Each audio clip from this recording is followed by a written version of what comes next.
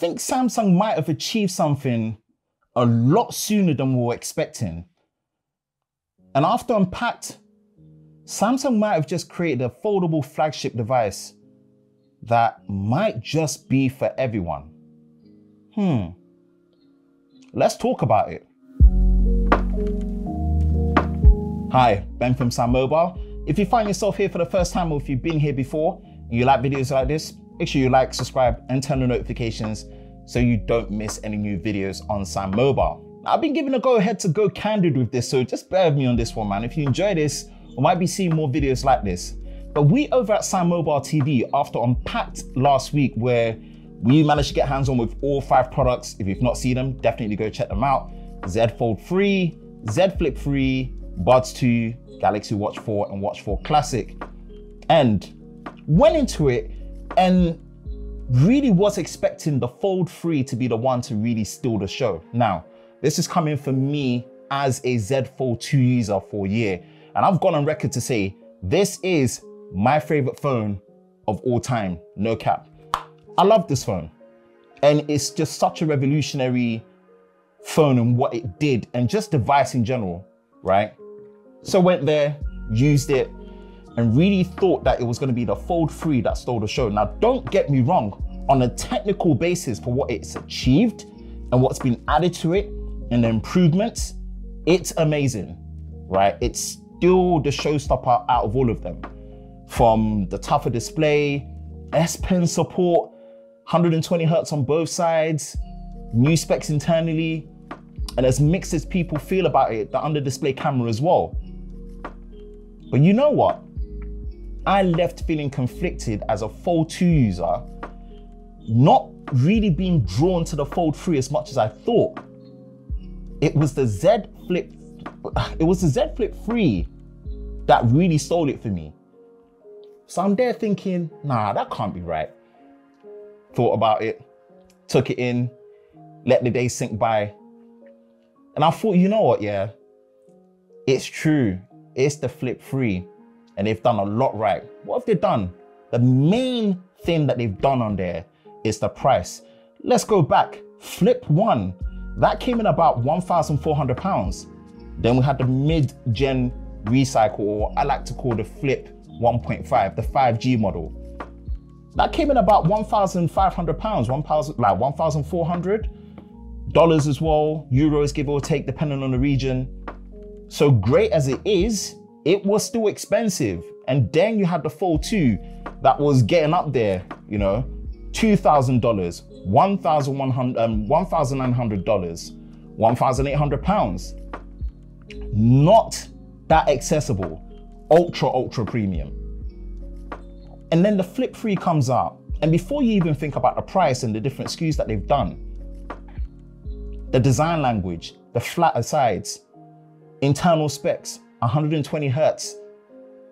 And they made finally the cover display even more usable, 4 times bigger because of the aspect ratio and the physical size going to 1.9 inches.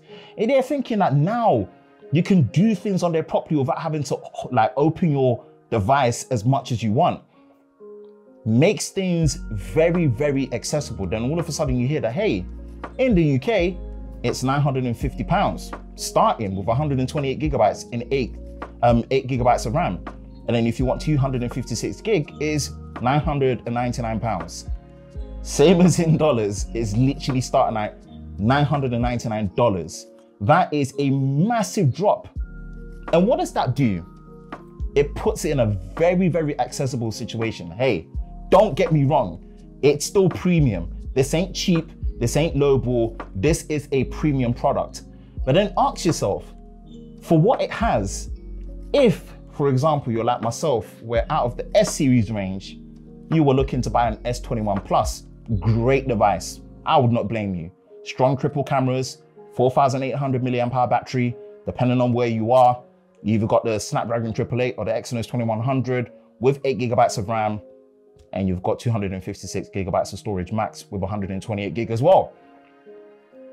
6.7 inch display, full high definition plus, 120 Hz, no QHD, no micro SD. You'll see where I'm getting at now.